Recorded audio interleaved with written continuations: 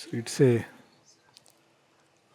what shall I say, a beautiful day, not just for all of us, but for the earth. The mother has used the term eternal birth for Sri Aurobindo's birthday, a birth which occurs from age to age, yuge yuge, from time to time, and its repercussions, he has said, are felt all over the earth. Sri Aurobindo did not come for just a select group of people in Pondicherry, Ashram, Auroville, but for the whole earth and mankind. The difference is that when we are conscious of it, we take the delight of it. So I often take this example of all of us being in the mother's supramental boat. She describes on her experience of 3rd February. Some of us look behind, we are in the same boat and the boat is moving forward. But some of us are on the rear side of the boat and looking behind to what is being left. And when we see what is being left, we are always unhappy. But some of us are standing on the front keel of the boat and looking in the front toward the future. And when we look at the future, we are full of excitement and joy. So equally we see in Sri Aurobindo's yoga, in fact in earth life today, we are witnessing these two kinds of things. One is those who look behind and they are seeing all that is being destroyed. It's called in our scriptures as Kali Vrajanam. In Kali, all that is not only bad, but all that is good is washed away. A clean ground is being made. And it's necessary because we hold on to our good as much more than to our bad. And the good also of one age becomes a block when we have to go to a greater good. Just as human love is a step above the animal love. Not that animals are bad, they are wonderful. But animal love is limited in its expression. Human beings can express, they can write poems, they can, in its heights, it can touch something deep, as we see in Shelley's poem, I cannot give you what men call love. It touches what deep psychic heights. So, human love can touch that greatness. And yet, if we have to go to divine love, we have to leave even this behind. Because there is something much greater, of which the Mother and Sri Aurobindo give us a glimpse through their life, through their teachings, through the yoga they have given. We too can taste something of that nectar. And therefore, remembrance of Sri Aurobindo, because when we remember them, it's not just a kind of tokenism, nor it's a slogan, remember Sri Aurobindo. It's to remember what he stands for. And I think the best way that the mother speaks about Sri Aurobindo, what he stands for is, Sri Aurobindo is the future, moving towards its own realization. He is the luminous future. And when he illumines the past, we have Sri Aurobindo's various writings on the past. Past in the sense that all that has happened in the past, including some of the great works of the past, the Vedas, the Upanishads, the Gita.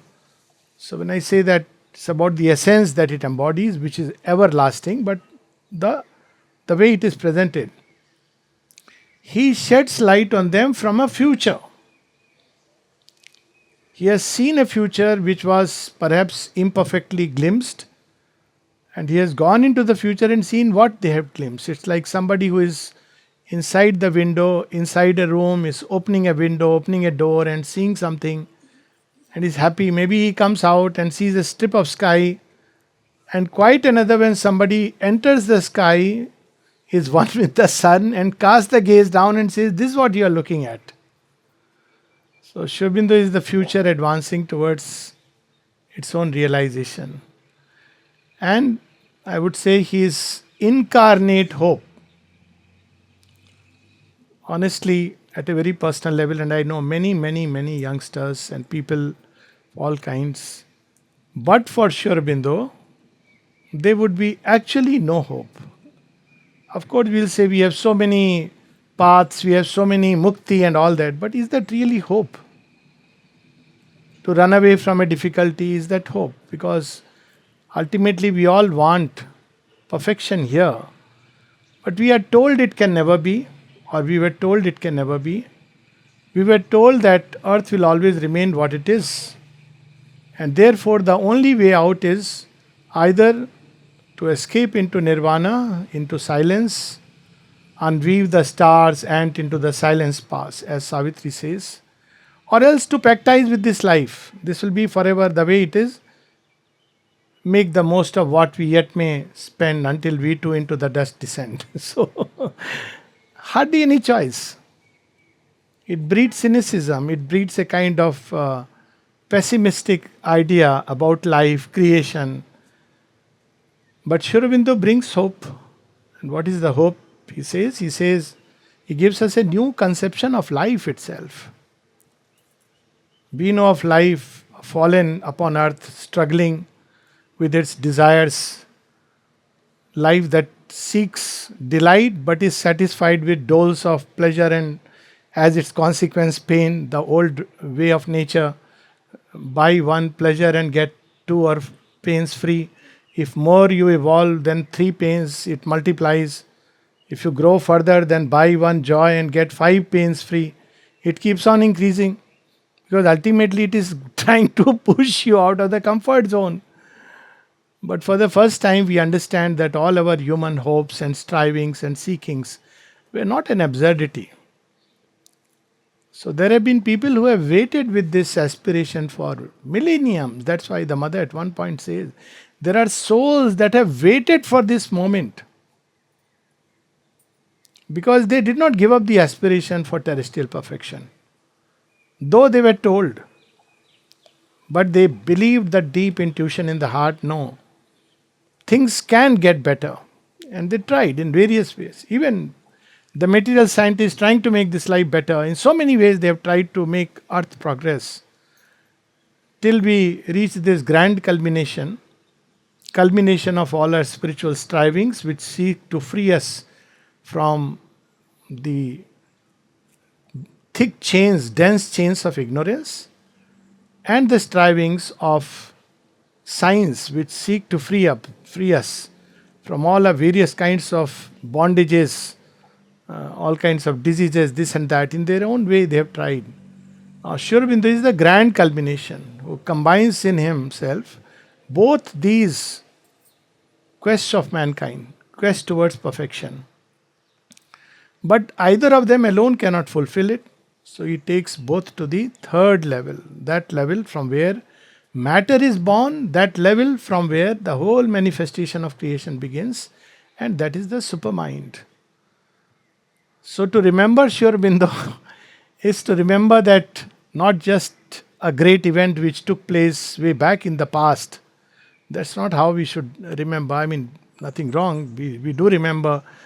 But to remember the future that is yet to be born. How do we remember the future? We remember it because something within us has always wanted it. That's why they say that there are different kinds of remembrance. One is a mental remembrance. We all know that. That's the commonest one. And the mother says to think of someone is to be near that person. When I had read it, I said, this is so nice, so wonderful, but so dangerous also. Because depending on who you remember.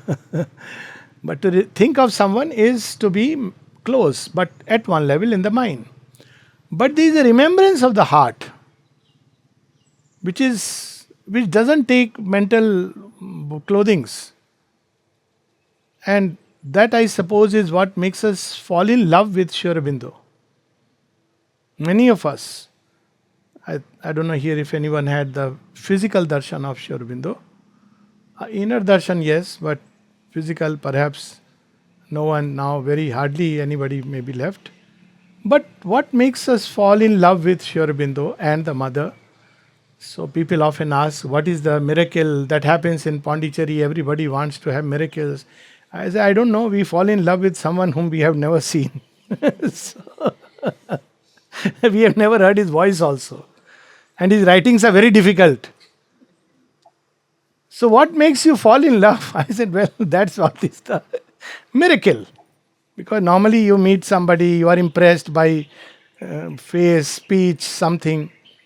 So you just fall in love. This is the memory of the heart, an inner heart, not the outer heart. Outer heart is moved by all kinds of appearances. Of course, even in appearance, Sri Aurobindo is majestic.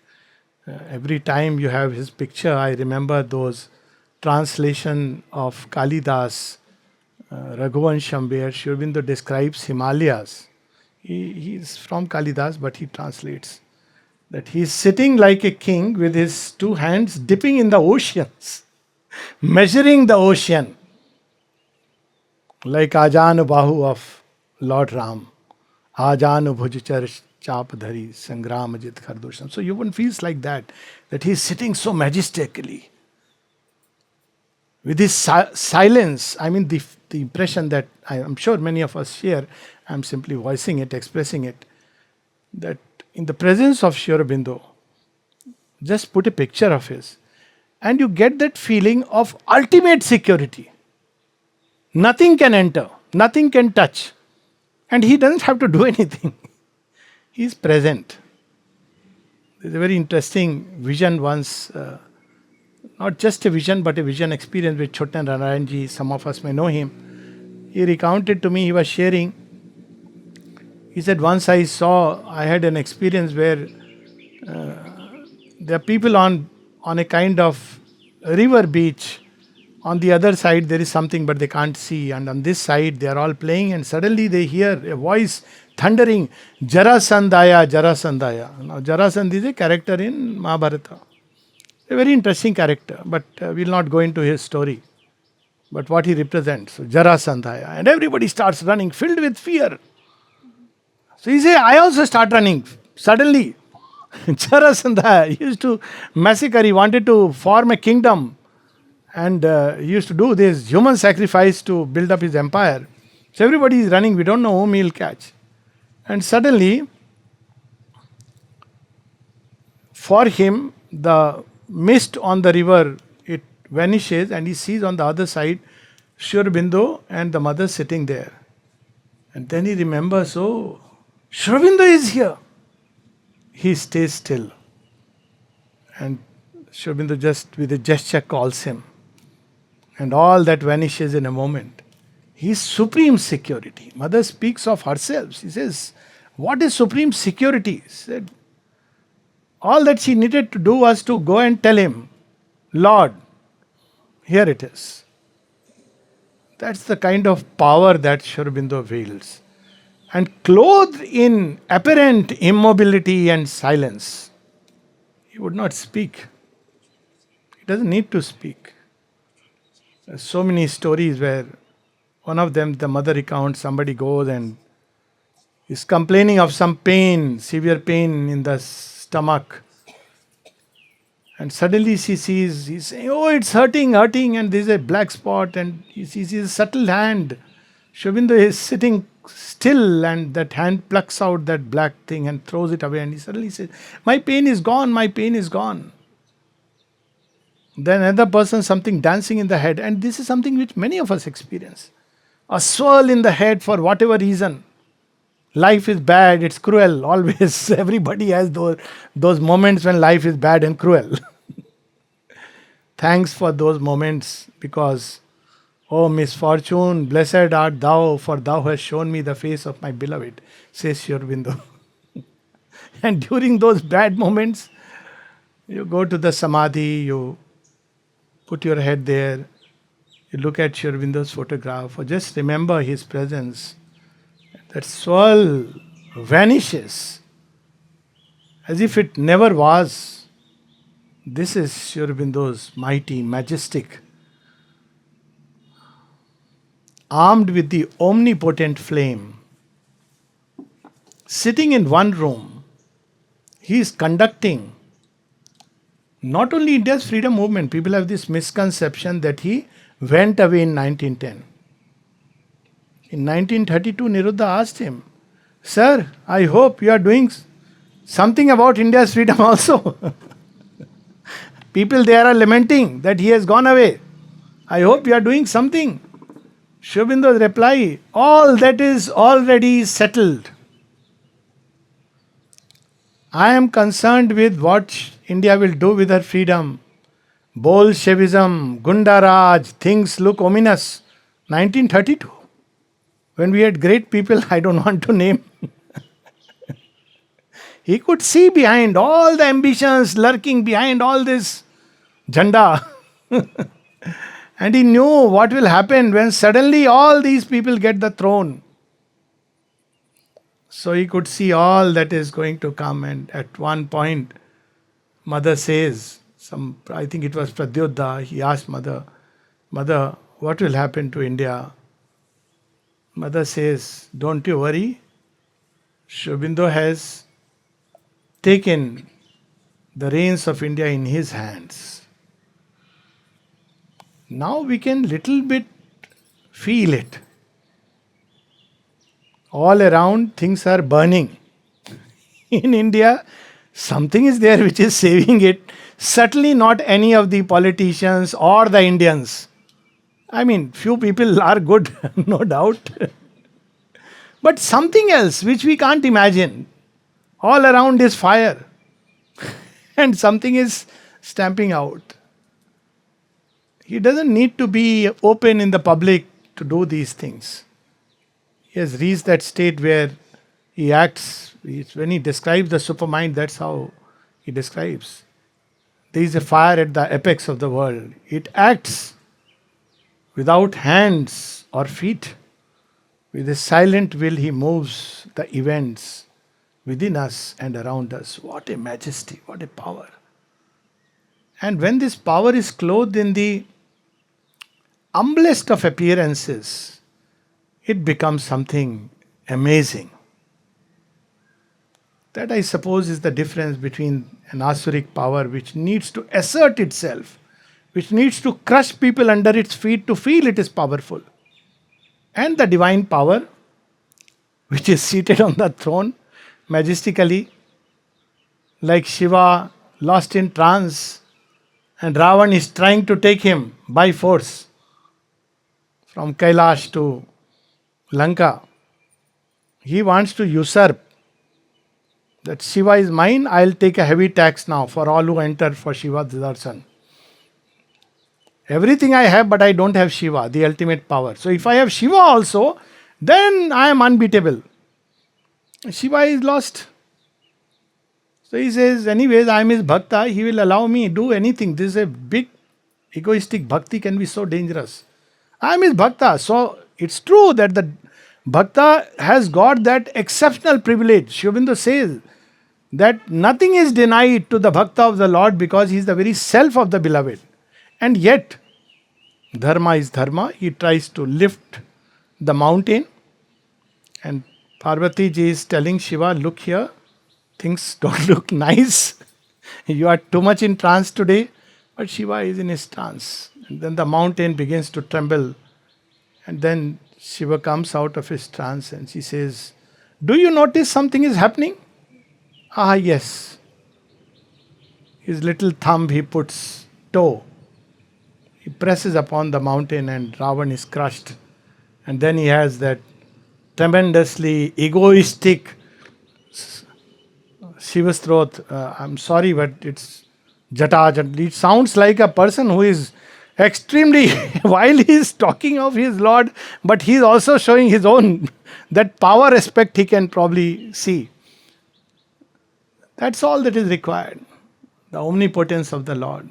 We are often filled with, in our own life we face difficulties, life of the nation, those who love the nation, life of mankind.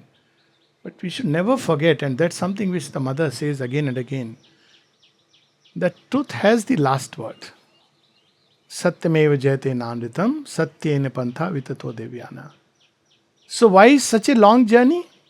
We have to be ready for the advent of truth. This is the problem. That's why Krishna has to do all the drama of so many asuras, this, that. Because if suddenly you get the throne, then what happens? You are an undeserving fellow. You will become the same tyrant. Sri Aurobindo writes about that. that seating old tyrants on the back. The person who created the revolution, and everybody believed, here is the savior, here is the savior. When he gets the throne, commits worse crimes. So people have to deserve it, and therefore man is cast again and again into the furnace of hell, not to roast us or punish us, but as he writes in one of his poems, more strength to gain, more sweetness to deserve. That's why we have to go through this passage. And he describes what men call sin are but his leavings as from deep within. So we see this kind of Kali Vrajanam, this catharsis of many things taking place today. And as she says, world needs the certitude of Sri Aurobindo. This certitude comes from something still deeper than the inner heart, and that is the psychic. It's the psychic memory. It's strange that one feels that one belongs to Sri Aurobindo. Now, what makes you feel that one belongs to Sri Aurobindo? Once Sri Aurobindo was asked, what punya of ours have brought us here? Because, well, honest assessment of anyone does about his own life. One knows where one stands, and it doesn't need to be elaborated. Though we keep seeing in everybody that dark spot, but each one carries his own dark spot. So the disciple asked, what has brought us here? We have not done any big sadhana, and why we have come here? Sri Aurobindo says at one point, bhakti in previous life, bearing its fruit now. And the second he says is somebody who has practiced yoga, and in a natural evolutionary course he has come here to take the next step. And third he says, physically connected with the mother and myself in previous lives. Even a physical connection is carried on. We cannot imagine. And therefore one has come. So something recognizes deep within and remembers. Many people have this experience. They come to ashram, go to the samadhi, and they say it's like homecoming. You've come home. Very strange. So there is such a deep something embedded in a very soul, and that's what is mentioned in the Isha Upanishad. Vayurenal amritam achedam bhasmantam sariram om krito smar kritam smar krito smar kritam smar. O will that which was done remember, O will that which was done remember. Very cryptic phrase. That body and all this perishes, but something was done that you remember. So that is the deepest memory. And then everything, even the senses can remember the contact. Other day, someone was asking because it was circulating everywhere that every brick of the ashram carries as if the mother's vibrates with the mother's presence. He asked, what does it mean? I said, you have to have a psychic sense to feel it. It's not an intellectual meaning, but the fact is she has stepped there, she has moved there, she has looked upon these bricks, she has looked upon everywhere. And I am sure she has looked upon Auroville while, of course, there was a picture of hers when the Auroville inauguration took place, subtle body. Sure, people have seen the picture. In any case, all these have been formed in a mind, divine mind, before taking shape here. So, that presence one feels, it's imprinted in everything. And one can remember that matter doesn't forget. See, that is the irony. Matter never forgets the contact. Even a sword used or any equipment which has been used, that's how the Dalai Lamas are chosen next by, there were movies made on this cup of Christ. I mean, it carries the imprint forever. That's what the relics and,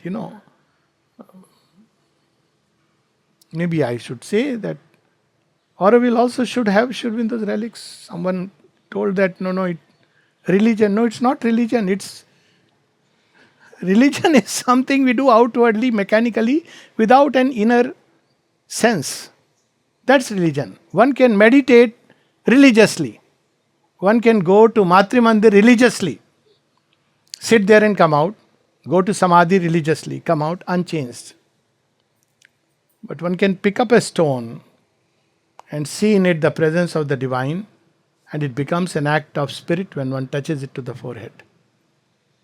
That's it. Because you have this natural impulse to bow to anything which is divine. Yesterday I met someone who brought Savitri. He says, I don't know English at all. I know only Hindi. So please help me. I said, the book you are carrying, he has brought you to here. He will make sure you understand. So he told, keep it on my head. I said, you keep it. He said, can it be transmitted? I said, he has brought you this far. Don't worry, rest, he will show the way.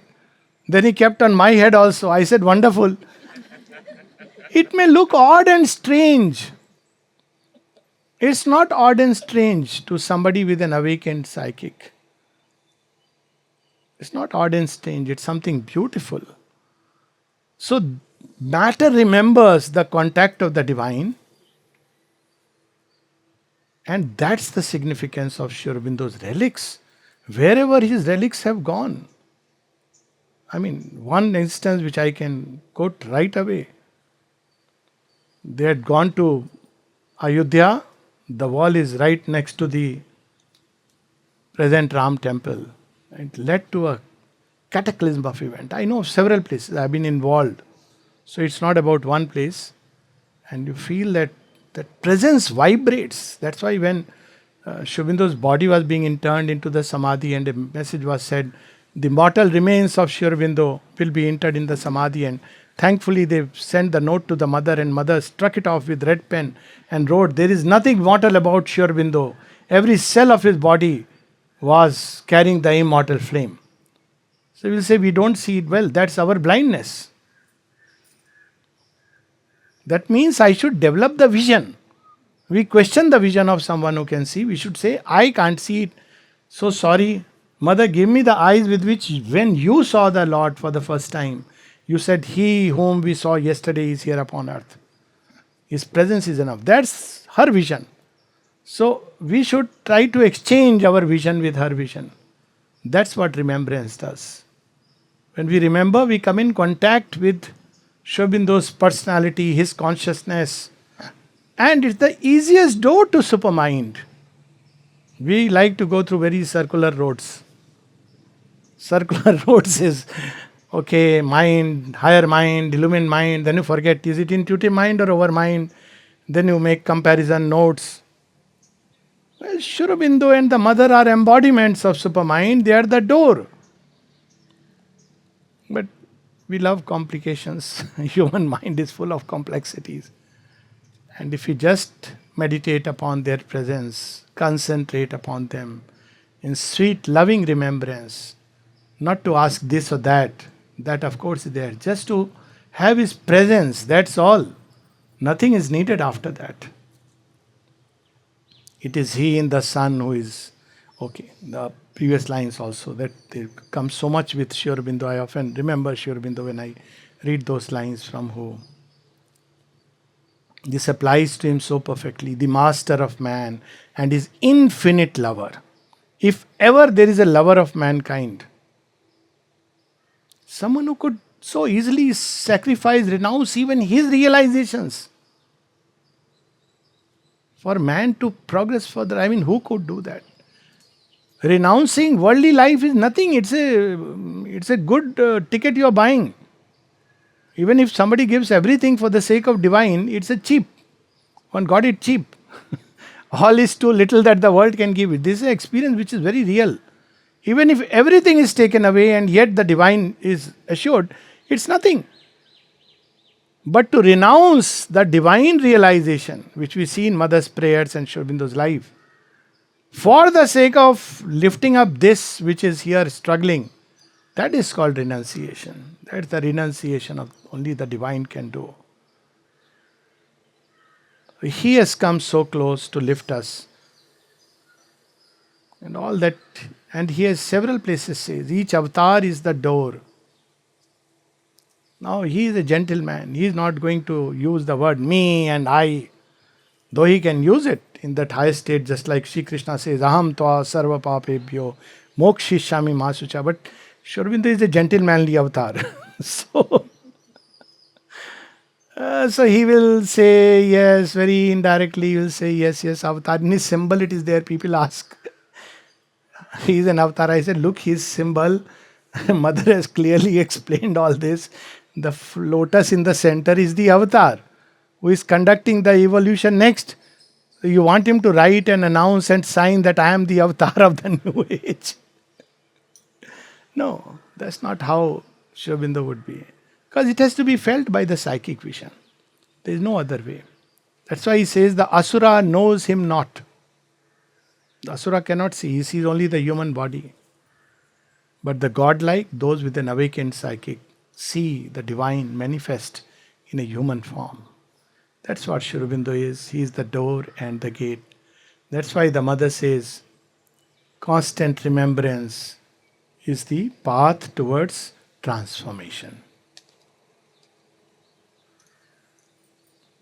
Difficult to remember because we are attached to so many things. If only we could get a little detached, not too much, or in all that we are attached to, flood it with His presence. Either ways.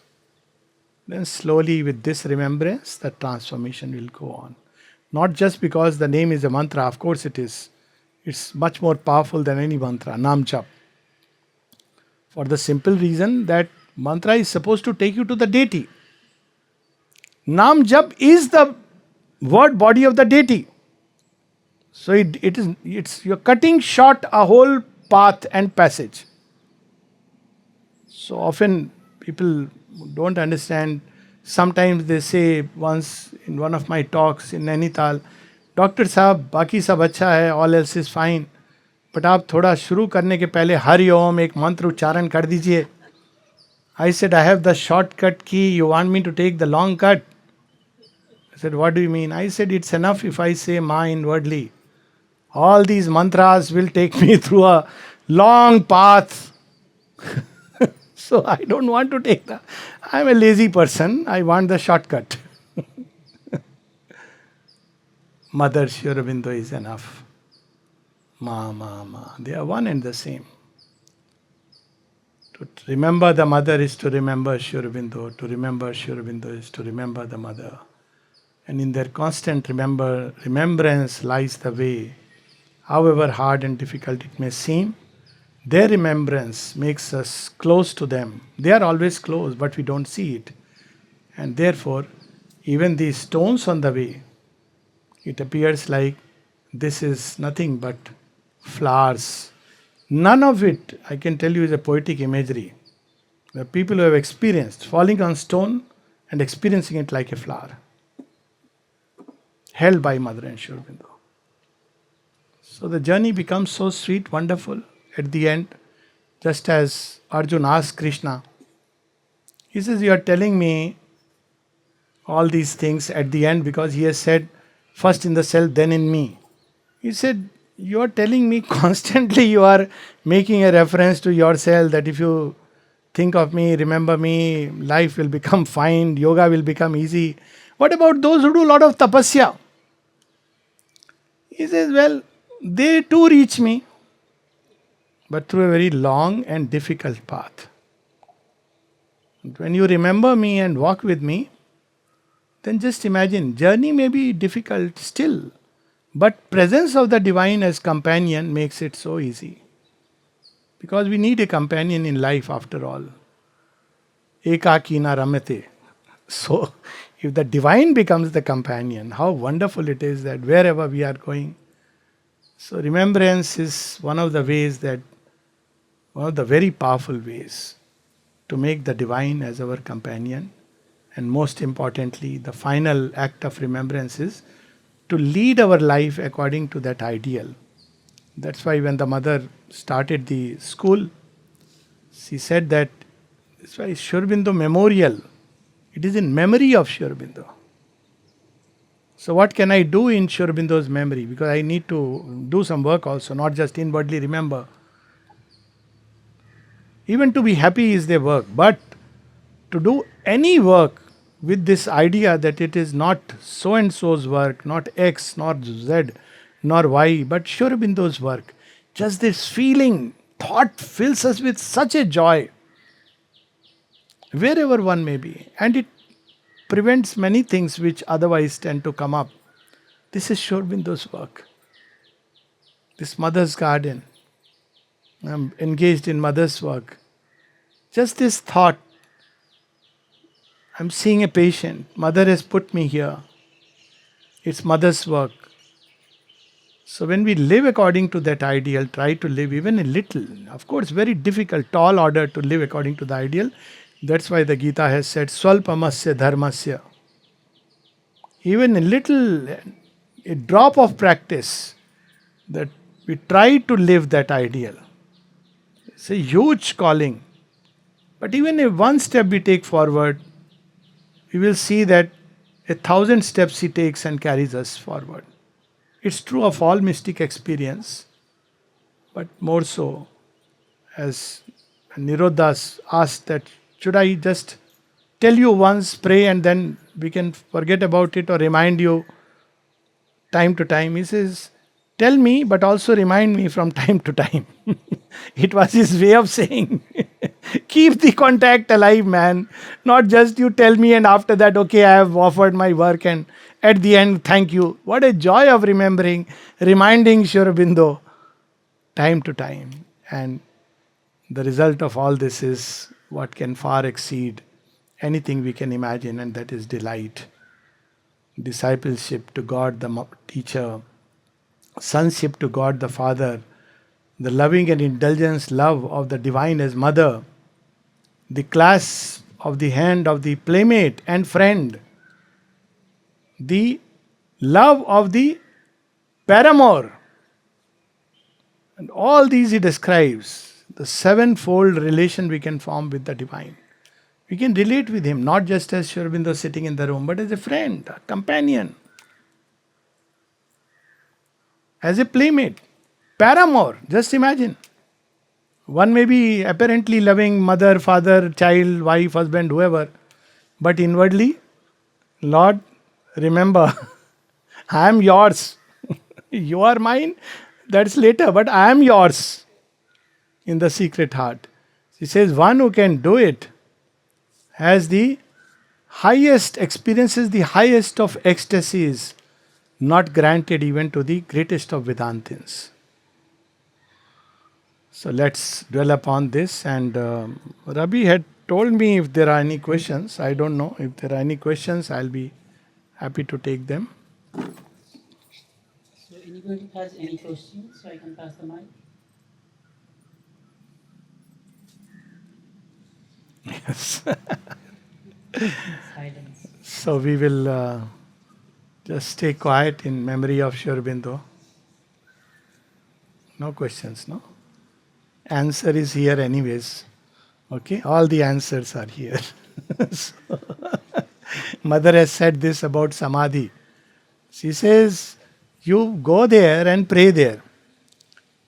She says, people used to say earlier that they write to Sri Aurobindo and he takes time to reply. He says, though this is not true, but you'll see people complaining. So much so that Sri Aurobindo has to say, if you saw the amount I am working from day to night, even the iron heart of a disciple would melt. At one place he passingly mentions, you will understand that it is the avatar who is working. She says, but now, simultaneously he is answering in every heart. Because Sri Aurobindo is, as I was reading yesterday in the essays on the Gita class in Savitri Bhavan, that when the avatar withdraws, he leaves his stamp on matter.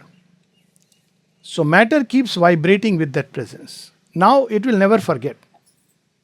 Ultimately, he has already ensured the next evolution next by simply assuming a human body. Because matter has now that contact. It will seek, it will reach. And the second, and his soul continues to remain in earth, presiding over the next manifestation. So Sri Aurobindo is very much here in our hearts, in fact everywhere. one can reach that state where one can say, in fact, there is nothing else but Sri Aurobindo. Yes, please. I'm just curious, like, why his voice is not being recorded, or he didn't want it, or No, Sri Aurobindo, I think one is that he didn't want it. One is that. Maybe the equipments, I don't know, but I think the recorders were available. But one instance I know where someone wanted to record his voice and Sri Aurobindo declined. And this person who was a reporter who had come as a devotee had switched on the tape recorder concealed in a bag. So he switched it on, but nothing got recorded. With the mother, I know about the photographs, some very interesting incidents. And that Taradi herself has recounted this to me because this happened with her. And she used to take many photographs of the mother, as we all know. So she was clicking the photographs, and it was the old Kodak camera which had 12 reels. And when 11 times she had clicked, suddenly mother said, "No more," whatever be her reasons. But almost instinctively she clicked the 12th one. Mother didn't say anything. Nothing came. So we can take it that whether there was a recorder or not, Sri Aurobindo didn't want his voice to be recorded, and therefore it was not recorded. And one can understand the occult reason behind it. That's why Sri Aurobindo never gave a date, though he knew he has written all that, but that will be going into too much of the history. But he never gave a date when this will happen, when that will happen. Mother once cryptically announced in 54 and 55 New Year message, and then she says the next 14 months are going to be very difficult. Exactly after 14 months, to the date, supramental manifestation took place. But they never, and people ask, why don't you say? He says, the moment I'll say, all the forces in the world will start attacking it because now it has gone out into the world. That's why they would not pronounce, that's why they would not, speak about it. That's why she said the greatest victories are the least noisy. It's only after 56 that very openly the mother started speaking. Maybe after that, Sri Aurobindo's voice, but yes, not recorded. Some people have heard it. They describe it as soft, with a touch of that Cambridge accent which was there in his voice, but very soft voice, extremely gentle. Amal Kiran has, and Nirodha, the people who used to wait to hear something they would catch from his voice. Yes, it's a pity. we really want, we can hear. Yes, that of course is true. It's true, of course, for all of us. Inwardly you can hear, but that's a very different thing from, yeah. But then mother's voice is there. That's there. I always take it that the two are one. So mother gave freely. Her voice is there and it's amazing. Just to be in contact. Yes.